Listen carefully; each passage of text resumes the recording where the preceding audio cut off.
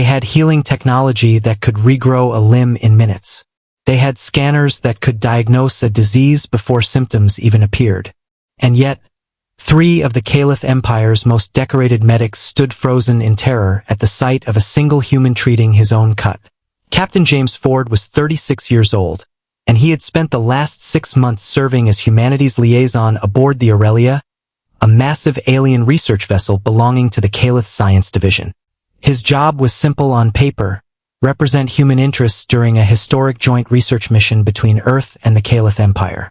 In practice, it meant spending most of his days answering endless questions from curious alien scientists who had never interacted with a human before.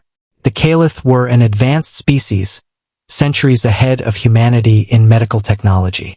Their bodies were resilient, their healing methods nearly miraculous. But there was one thing they had never developed a tolerance for: blood. Not their own blood, which was a strange luminous blue and clotted almost instantly. Human blood, red, warm, and messy, was something entirely foreign to them. Most Kaelith crew members had only seen it in medical textbooks, never in person.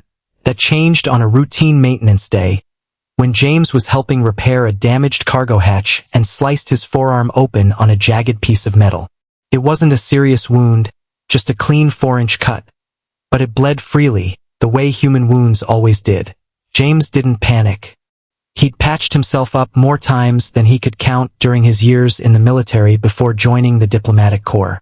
He calmly walked to the nearest medical bay, holding a cloth against his arm, expecting a quick bandage and nothing more. What he didn't expect was the reaction he got.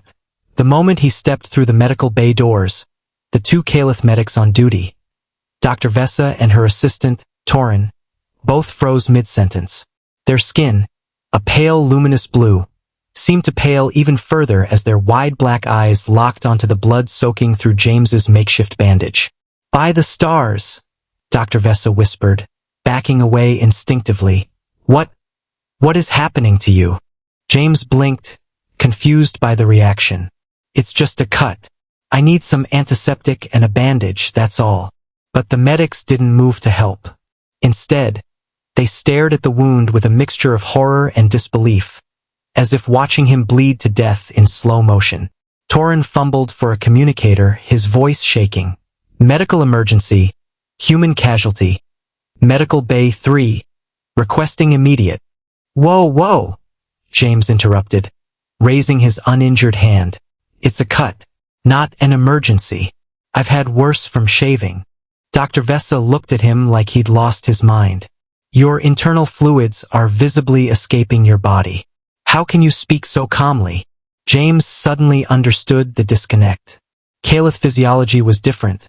Their bodies sealed wounds almost instantly through an internal clotting reflex, meaning visible bleeding, to them signaled catastrophic injury or death. They had simply never seen a species that bled the way humans did, slowly and visibly, without immediately dying from it. "This is normal for humans," James explained patiently. "We bleed when we're cut. It looks worse than it is. I just need it cleaned and covered." Neither medic seemed convinced. Dr. Vesa hesitantly approached her advanced healing equipment, unsure how human biology would react to Kaelith medical technology never tested on a human before. Their scanners beeped in confusion, unable to properly interpret his readings. Torin nervously suggested emergency surgical intervention, completely misunderstanding the severity of the wound. James, growing mildly amused by their panic, decided to take matters into his own hands. Literally. He reached into his jacket pocket and pulled out a small flask he always carried, a habit from his old military days. "What is that?" Dr. Vesa asked cautiously. "Emergency antiseptic," James said simply. "Old-fashioned method." Before either medic could stop him, James calmly poured a small amount of the alcohol directly over the open wound. The reaction in the room was instantaneous. Dr. Vesa let out a sharp gasp, stumbling backward into a medical cart, sending instruments clattering to the floor. Torin's communicator slipped from his trembling hands. Both medics stared at James in absolute horror, waiting for him to scream, collapse, or worse. Instead, James simply exhaled sharply through his teeth, muttered a quiet curse under his breath, and continued wrapping the wound with a clean cloth from his pocket, completely unfazed. You didn't die, Torin finally stammered. James raised an eyebrow. Should I have? That substance, our scanners detected it as a highly volatile chemical compound. Direct contact with an open wound should cause severe tissue damage, possibly systemic failure. Dr. Vesser explained, still visibly shaken. James chuckled softly. It stings like hell, sure, but it kills bacteria, prevents infection. Basic first aid where I'm from. The two medics exchanged bewildered glances, watching as the human calmly finished bandaging his own wound without any advanced technology, without any assistance, without so much as flinching beyond an initial wince. Word of the incident spread quickly through the Aurelia's crew. Within hours, nearly every Kaelith scientist aboard had heard some version of the story. The human who bled openly, showed no fear, and treated his own wound with what they now referred to as the burning liquid. Commander Vex, the Aurelia's senior science officer, personally requested a meeting with James the following day, eager to understand more about human resilience. Your species fascinates us, Captain Ford, Commander Vex admitted during their conversation. We possess healing technology far beyond your own. Yet you handled your injury with such composure that my medical staff initially believed you to be either exceptionally reckless or entirely fearless. James shrugged modestly. Neither, really. Just used to it. Humans get hurt a lot throughout history, wars, accidents, everyday life.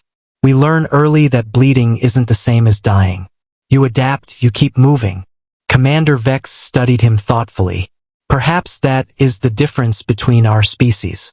We have spent centuries eliminating pain and injury through technology. You have spent centuries learning to endure it. Over the following weeks, the incident became something of a legend aboard the Aurelia.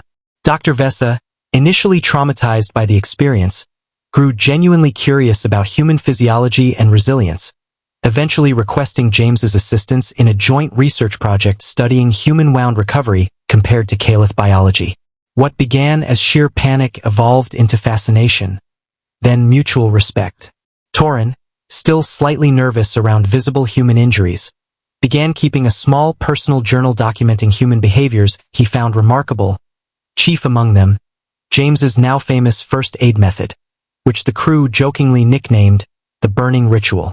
Months later, during a diplomatic gathering between human and Kaelith representatives, Commander Vex addressed the assembled officials, recounting the story with newfound admiration rather than horror. We came into this partnership believing our advanced technology made us the superior caretakers of this mission, Vex said.